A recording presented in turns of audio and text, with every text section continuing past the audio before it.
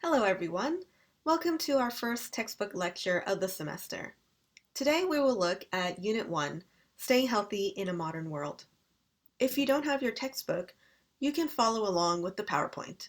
I've included images of the reading and the exercises that we will look at today. Before we start your textbook, let's talk about a very important health issue today, coronavirus. As you know, coronavirus has exploded all over the world, and it's really started to affect our lifestyle. For example, right now we're taking an online class because we need to stay safe during these dangerous times. I'm sure you know by now that some people, like the elderly, people with diabetes, and people with lung disease and heart disease, have a higher chance of dying from COVID-19. So, what can we do to improve our health and to stay strong so that if we do catch a disease or a virus, we can survive? Well, one thing we can do, other than washing our hands and staying safe inside, is we can improve the general condition of our body by eating a healthy diet. Please take a look at this food. Do you know what it is? Do you think this food is healthy? Well, if you look at the photo, we can see a nice variety of vegetables. And all of these have been cooked in a very healthy way with just a little bit of oil and mostly a lot of steam. We also have some protein like eggs and a little bit of meat. And underneath there is rice. So we have a grain. My question to you is, do you think that traditional Korean food is healthy? Do you think that modern Korean food is less healthy? And which countries do you think have the healthiest type of food? Now, how about what you eat? Maybe your parents or your grandparents only eat traditional Korean food. But how about you? Do you eat a lot of modern food? And what kind of food is that? Let's take a look at this eating habits quiz. You can download this on YSEC. Please go there now and download it or print it. After you finish taking this quiz, come back to the video and we'll talk about your result.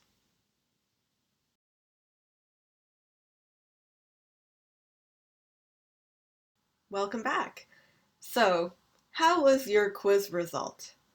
Maybe you were a little surprised to learn that you have some bad habits. Or maybe, if you're a very healthy student, you have some pretty good habits.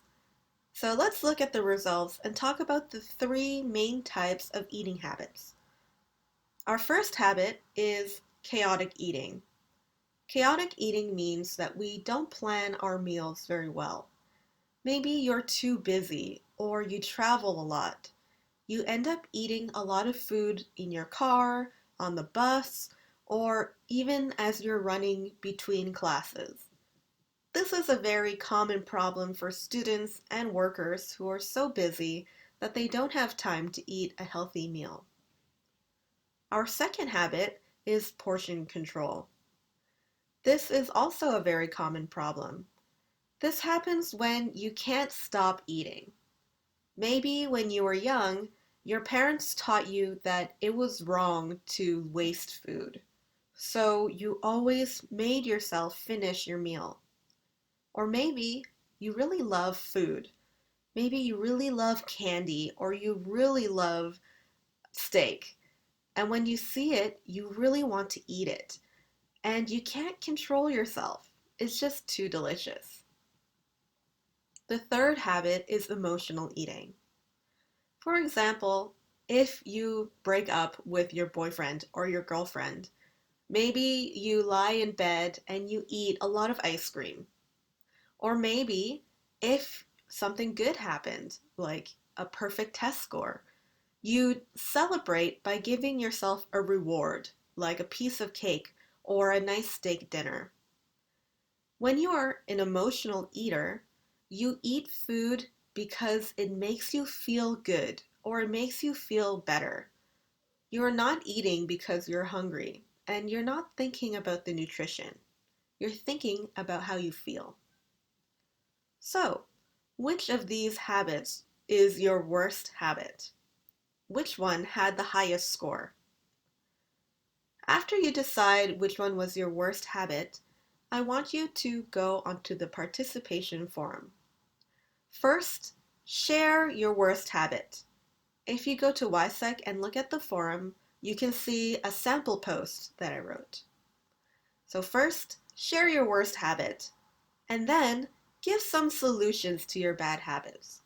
For example, if you are someone with chaotic eating habits and you never have time to eat a healthy lunch, maybe you can start meal prepping.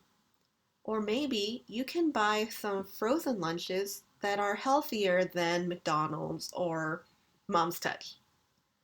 If you have a portion control problem, maybe you can use a smaller plate, etc. So please go to WISEC and share your information on the forum. All right, now let's start with our textbook. First, in each unit, we will talk about 10 different vocabulary words. I will show you the words, and please repeat after me. Number 1, healthy, healthy. Habits, habits. Diseases, diseases. Likely, likely. Stress, stress. Exercise, exercise. Strong, strong. Cause, cause. Pressure, pressure. Diet, diet. Okay, you can find these words on page 4. Now let's look at each word individually. Our first word is strong. He is strong. This is an adjective. If you want to use strong in an English expression, you can say, stay strong. This expression is kind of like the Korean expression, 파이팅. It means you want to help someone keep up their effort. Don't give up. Stay strong. Next, look at this photo. The clouds are very dark and the sky is gray. Will it rain? Yes, probably. Probably means the same as likely. Likely is an adjective, but it can also be used as an adverb. If you think something is really, really likely to happen, you can use this expression. It's more than likely that it will rain. So, likely, probably, more than likely, very, very probable that it will happen. Next, these dominoes are falling down. Why? Because this finger pushed them. The finger caused the dominoes to fall. Cause is a verb, to make something happen. However, it can also be used as a noun. Let's look at 2 different sentences. First, as a verb, it can cause cancer. Smoking can cause cancer. Tanning can cause skin cancer. When we use it as a noun, we say the cause of cancer. Smoking is the cause of cancer. Next, we have a delicious meal. Some salad, some salmon, grains, fruit, and water. Do you think this is very healthy? Yes, I think that this person has a very healthy diet. Diet is a noun. Diet can be used 2 ways. Number 1, you can talk about your diet, which is what you usually eat. So in my diet, I always try to include some meat, maybe some chicken, and lots of beans and broccoli. I love broccoli. If you say go on a diet, that means you're using a special diet program, like a vegan diet or a keto diet. So, your diet, go on a diet. Very similar, but a little bit different. Next. This is a virus. When the virus enters your body, it causes a disease called COVID-19. One disease, two diseases. Diseases are a kind of physical problem in your body. A disease can be caused by an infection, like with coronavirus, but it can also be caused caused by age. For example, when you become old, your brain might start to shrink or change. Your diseases might be caused by your environment or your habits as well. If you smoke, you can get lung disease. So a disease is a physical problem. When we have a mental problem, we use the word illness, like a mental illness. Mental illness, physical disease. Next, how do you think she is feeling? She is experiencing a lot of stress. Stress is very unhealthy for you. It can increase your blood pressure and give you worse sleep. And when you have poor sleep, then the rest of your health starts to deteriorate as well. So, when we feel a lot of stress, we can use this expression, I'm under a lot of stress. Under. Why do we use the word under? When we have a lot of work and we feel so much stress, it can feel like your work is crushing you and you feel like you're being pressed under all of your work. I'm under a lot of stress. Next, we have another similar type of feeling. Something is being pressed. And when we press, it generates a kind of force called pressure. In our health unit, we will talk a lot about high blood pressure. High blood pressure is caused by stress and some other factors as well. When we talk about pressure, we mean how much force is created when you press something. Next, exercise. Exercise is a noun. I do exercises every morning. There are many different kinds of exercise, like weight training, cardio, or maybe even different sports like hockey and soccer. We can also use the word exercise like a verb. I like to exercise in the morning. However, in our textbook, we will use the noun exercise. Next, look at this picture. We have a daily routine. First, she brushes her teeth, she puts on her sunblock. Oh, she's going the other way. First, she wakes up, she gets dressed, washes her hands, she eats breakfast every day, she rides her bike every afternoon. These types of routines are called habits.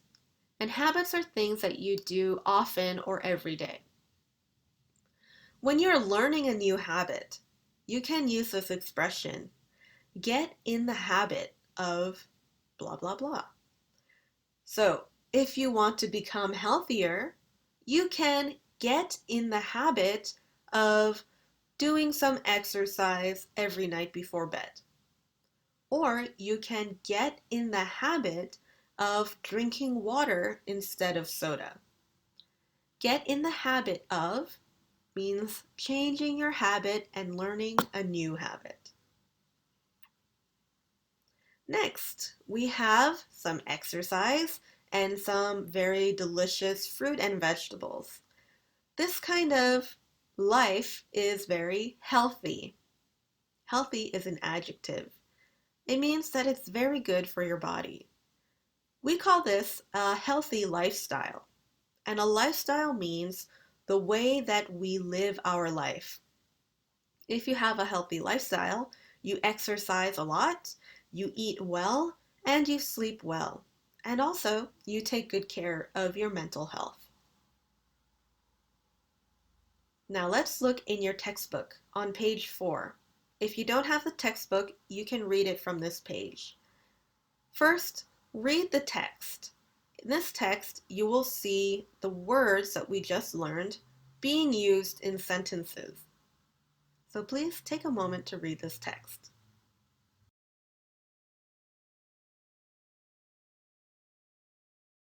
Now that you've finished reading, you can start exercise B.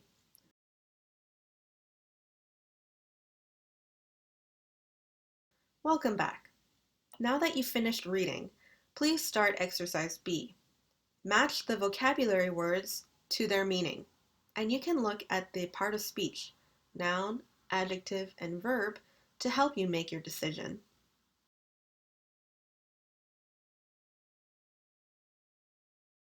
Our next exercise is on page 5. Exercise A. Please complete each sentence using the vocabulary words that we just learned.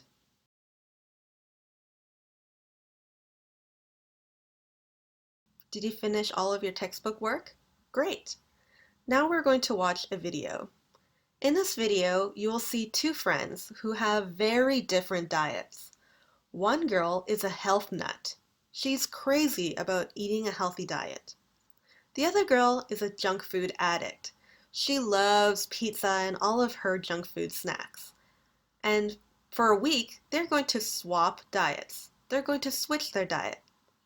So please watch this video, and at the end, we're going to discuss the lifestyles that both of these girls lead. Now let's take a look.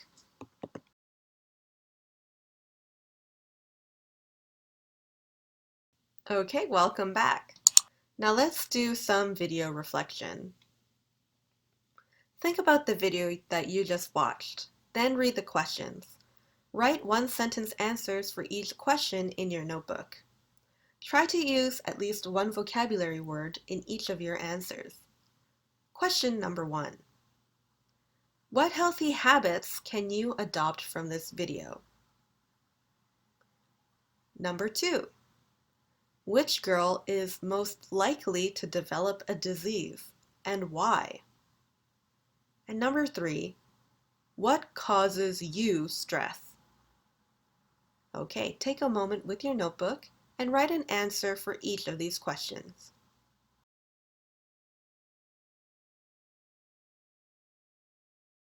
Welcome back. Now that you've had some time to reflect on the video, let's talk about some of the casual expressions that they use in this video. At the beginning of this video, Sky talks about the benefits of her healthy diet. She thinks that once you start eating healthy like she does, you'll say these words, "I can take on the world." What does that mean? I can take on the world means I'm so strong and I feel so good that I can do anything. Take on something or take on somebody means that you're ready to accept the challenge. Sometimes in a movie, you'll see two boys who are about to fight, and the boy's friend will say, "Come on, you can take him. You can take him. You can finish him. You can take on this challenge." So whenever you're feeling really amazing, you can say, "I can take on the world." Next. I should have stuck to the experiment more. She felt a little bit of regret. When you stick to something, it means that you finish it all the way to the end. So, for example, on New Year's Day, I decided to try a new diet and exercise routine, but I didn't stick to it very long. I didn't continue for a long time. Actually, I quit. So if you stick to something, you finish it. If you don't stick to something, then you kind of failed in your goal. Next, we have this girl who says, I was getting kind of hangry. Hangry is a very casual word that means angry plus hungry. You can be hangry or you can get hangry. I'm so hangry right now. If we don't eat soon, she will get hangry too. So we can use it with be and we can use it with get. Hangry, very common expression. Next, her friend in the red sweater says, you are the last person I would imagine. That means that she really didn't expect that at all. The last person I would imagine. So let's say, for example, someone asks, who do you think will win a prize for...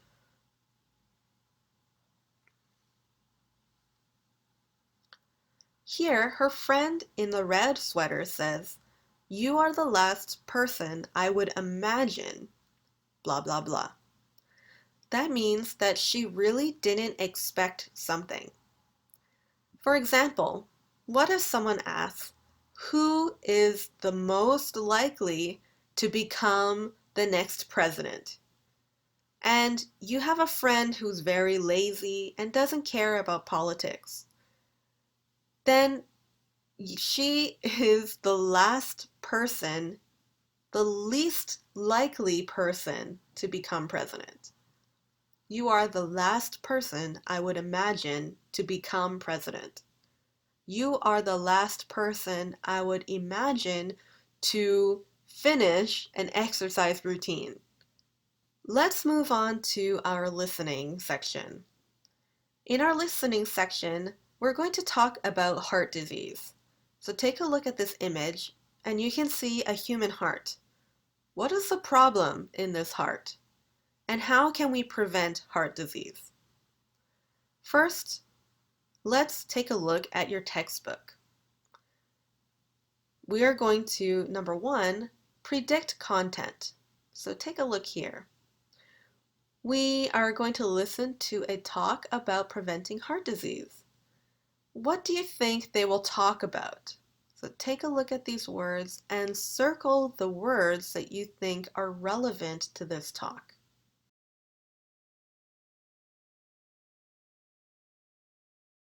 Now let's move on. Listening, a talk about preventing heart disease. We're going to listen for main ideas. Whenever we listen to something for the first time, we just want to listen for the most important parts, kind of an outline of what we're going to talk about. So listen carefully and then check the ideas that you hear. So number one, what advice does the nurse give for preventing heart disease? And number two, what does the nurse say are some common causes of heart disease? Now let's listen to the audio. Developing listening skills. Listening, a talk about preventing heart disease. A. Page 7. Hello, everyone, and thanks for coming. I'd like to introduce myself. I'm Tara Sorensen, and I'm a public health nurse. Public health nurses are like other nurses, but we take care of more than one person. Our job is to keep everyone in the community healthy. I know, it's a big job. Mostly I do this through education. Tonight, I have 45 minutes to teach you about heart disease. There are different kinds of heart disease, but tonight we're talking about coronary heart disease, the kind of heart disease that can cause a heart attack. Heart attacks happen when arteries or other blood vessels become too narrow. If they're too narrow, blood vessels can't bring enough blood and oxygen to the heart, and this causes a heart attack. The good news is there are many things you can do to prevent heart disease. The first step is pretty easy. Get your blood pressure checked. high blood pressure is bad for your blood vessels, and it can lead to heart disease. So, if you do have high blood pressure, you need to do something about it. For example, if you're overweight, losing 5 or 10 pounds could help lower your blood pressure. And you probably already know this. You can lose weight by eating a healthy diet and getting enough exercise. Let's talk about diet first. Now, I'm not talking about a special diet where you eat only apples and lemons for a week. Nothing like that. I'm talking about healthy eating habits, how you eat most of the time. According to government reports, these habits can keep your weight and your blood pressure down, and they can help to prevent heart disease. First, eat several servings of vegetables and fruits every day. Second, eat less salt and less sugar. Third, choose low-fat dairy products such as low-fat milk, yogurt, and cheese. Fourth, eat healthy protein foods such as fish and eat only small amounts of red meat. And fifth, choose whole grains when you eat foods such as bread and rice. These are things you can do every day, or at least most of the time. I know, nobody is perfect, right? In addition, these healthy eating habits can help control your blood sugar. High blood sugar is another cause of heart disease. Now, let's talk about exercise. I suggest exercising at least 4 days every week for at least 30 minutes, and not just easy exercise. You should be breathing hard, and your heart rate should be beating faster than usual. Not too fast, of course, but faster than usual. This will make your heart stronger and make you healthier. Besides high blood pressure and high blood sugar, another common cause of heart disease is smoking. I guess everyone knows it's a very unhealthy habit, and if you want to prevent heart disease, you have to quit smoking. It's also important to get enough sleep and to find healthy ways to deal with stress. After all, we have jobs and children and other things that make us feel stressed out. So go for a walk or take a yoga class. Then make a healthy dinner for your family. If you do these things, you will be much less likely to have coronary heart disease in the future. Of course, some people do need medication to control their blood pressure or blood sugar, so it's important to visit your doctor regularly. All right. Are there any questions? Yes, the man in the back.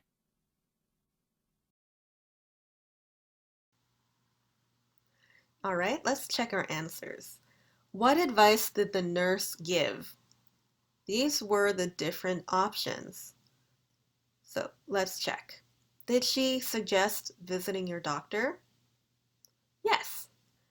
Getting your blood pressure checked? Yes.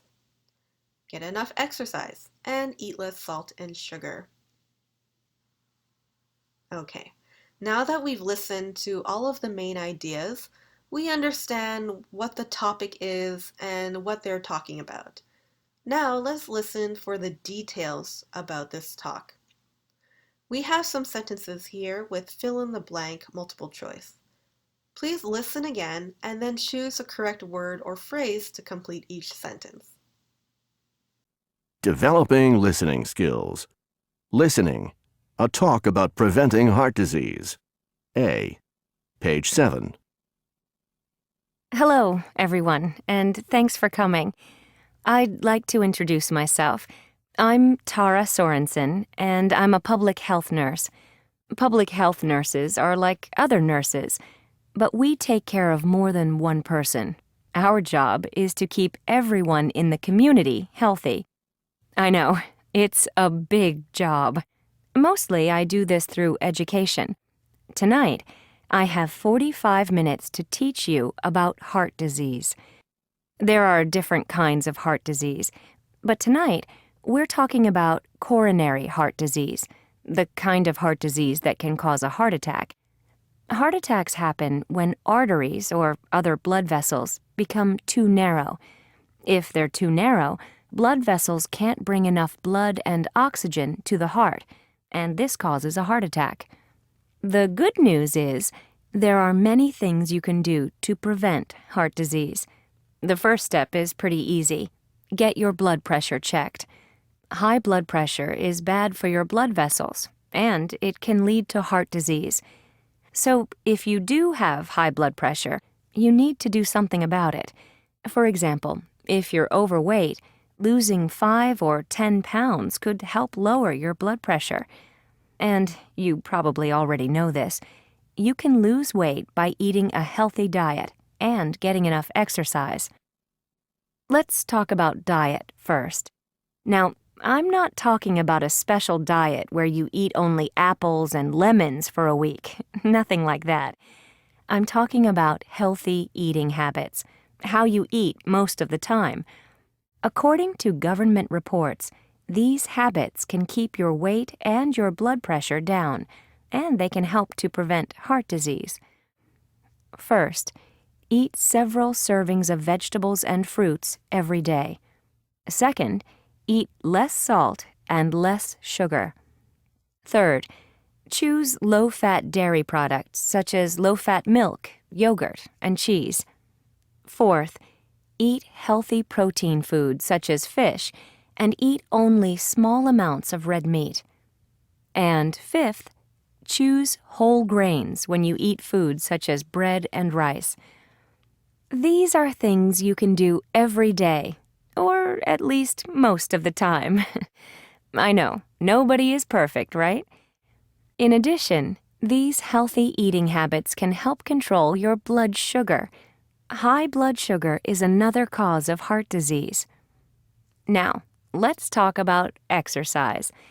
I suggest exercising at least 4 days every week for at least 30 minutes, and not just easy exercise. You should be breathing hard, and your heart rate should be beating faster than usual. Not too fast, of course, but faster than usual. This will make your heart stronger and make you healthier. Besides high blood pressure and high blood sugar, another common cause of heart disease is smoking. I guess everyone knows it's a very unhealthy habit, and if you want to prevent heart disease, you have to quit smoking. It's also important to get enough sleep and to find healthy ways to deal with stress. After all, we have jobs and children and other things that make us feel stressed out. So go for a walk or take a yoga class. Then make a healthy dinner for your family. If you do these things, you will be much less likely to have coronary heart disease in the future. Of course, some people do need medication to control their blood pressure or blood sugar, so it's important to visit your doctor regularly. All right. Are there any questions? Yes, the man in the back.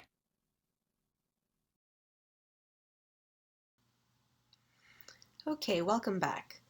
We have some more details that I'd like you to look at. So number 1, what does the nurse say are some common causes of heart disease? There are many different causes: high blood pressure, smoking, and high blood sugar.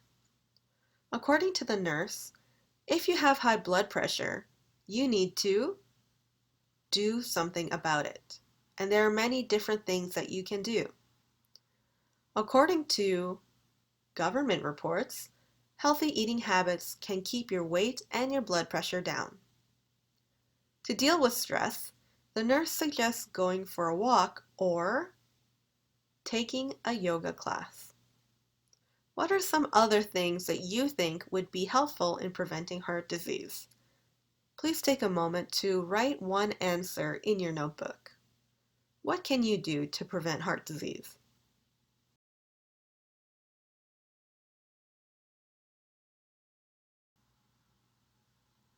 Now let's talk about today's grammar point, adverbs of frequency. We use adverbs of frequency to talk about how often we do something. You can see all of the adverbs of frequency here. and they move up. So at the bottom, this is something that we never do. We do it 0 times. Then we start to do things more and more and more and more until always. Let's take a look at an example. So adverbs of frequency are used to talk about how often you do things. I always walk to school. She sometimes watches TV. Where does the adverb of frequency go? I always walk to school. In this example, we put the adverb of frequency between the subject and the verb. I walk, I always walk. She sometimes watches. How about this sentence? I am usually tired on Mondays. She is never happy. When we have a be verb, am, are, is, we put the adverb of frequency after the be verb. I am always tired. She is often happy.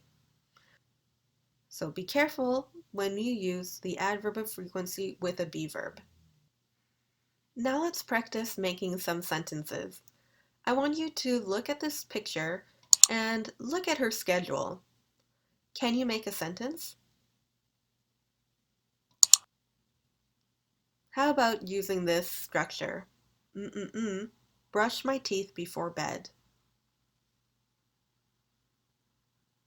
Very good. I always brush my teeth before bed. One more time. I always brush my teeth before bed. How about this one? Look at the calendar.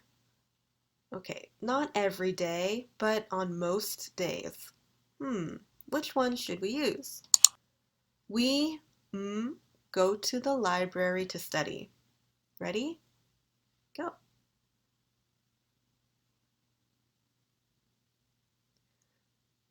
Okay, very good. We usually go to the library to study. Or, we often go to the library to study. How about this? Can you remember our expression? They're angry and they're hungry. They are hangry. All right, now let's look at our calendar. Since I improved my diet, be verb hangry. So remember, our be verb is a little different. Did you figure it out? Great.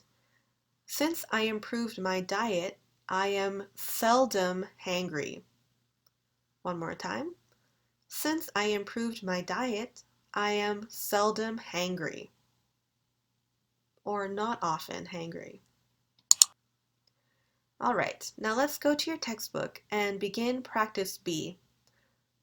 Take these sentences and write them in the correct order.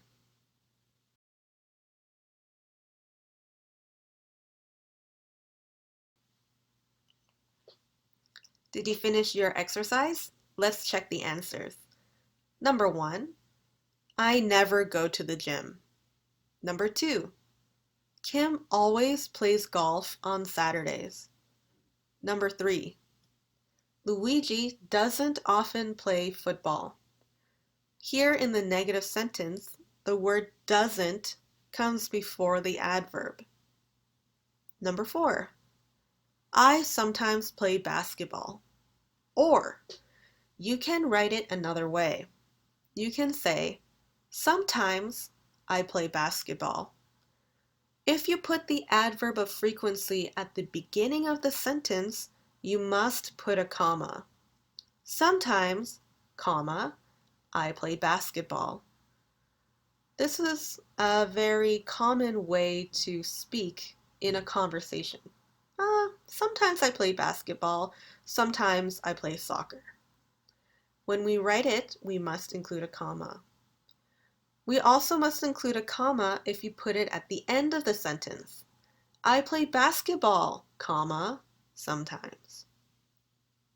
Number 5. Amy usually goes swimming on the weekend. Number 6. We often do yoga. Now, last thing, we're going to talk about expressions of frequency. Expressions are used at the end of a sentence, and expressions are kind of short phrase that also tell us about how often you do something. So for example, every Monday, twice a week, once a day, 3 times a month, every year, and every once in a while. There are many different expressions. This is just a few of them. Let's practice using our expressions of frequency. So here we have a man named Tom. This is his workout schedule. How many times a week does Tom go to the gym? Tom goes to the gym how many times? 3 times a week. 3 times a week. How about this girl? She volunteers at the animal shelter. If we have one day and we do something on that day every week, we can say, I volunteer at the animal shelter on Sundays with an S. When we add S, it means every week on Sunday. Let's say she decided to work there more often. Sunday, Tuesday, and Friday every week. We can say, I volunteer at the animal shelter on Sundays, Tuesdays, and Fridays. When we make a list of days of the week like this, we must put them in order. Sundays, Tuesdays, Fridays. Don't mix them up and say Tuesdays, Sunday, Friday, Wednesday. It needs to be in order of the week. All right. Now, please go to WISEC and download this handout, The Areas of Well-Being. Please take a copy of this paper and put it on your desk. Then follow the video so we can do this exercise together.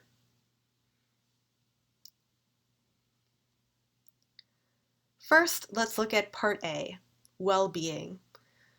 Our well-being includes our physical health and our mental health. First, we're going to think about things that make us feel worried or problems that we have in our life. Please write a list of 7 worries or difficulties that you have in the frequency they occur. So number 1 is the one that happens the most, always, and then less and less. For example, I always run out of money at the end of the month. Please make a complete sentence and write all of your answers.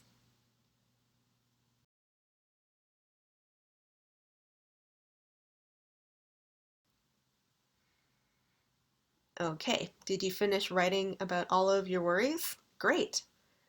Now let's talk about well-being.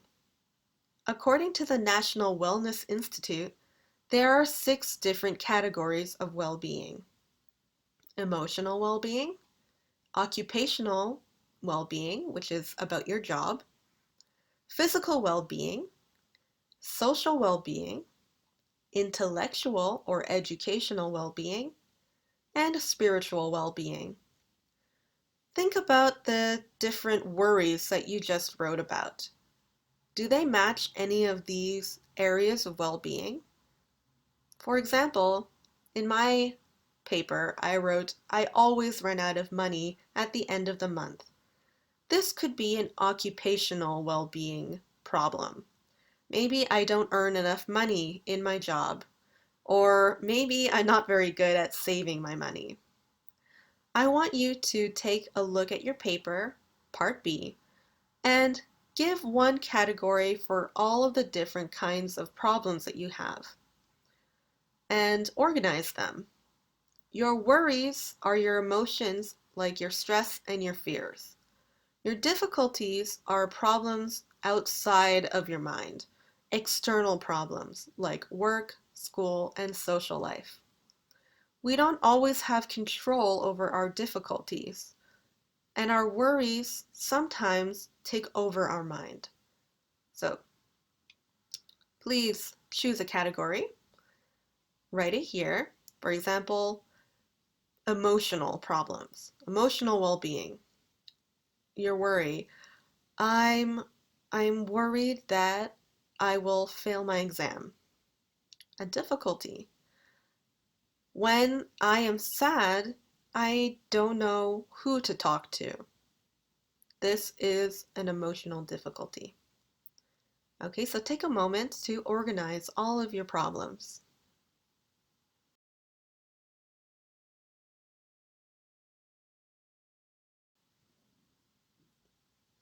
Next, C. Let's talk about the good things in your life. What makes you happy? Write a list of 8 things you do that make you happy. And again, make a complete sentence using our adverbs of frequency. For example, listening to a good song always makes me happy. Go ahead and write 8 sentences.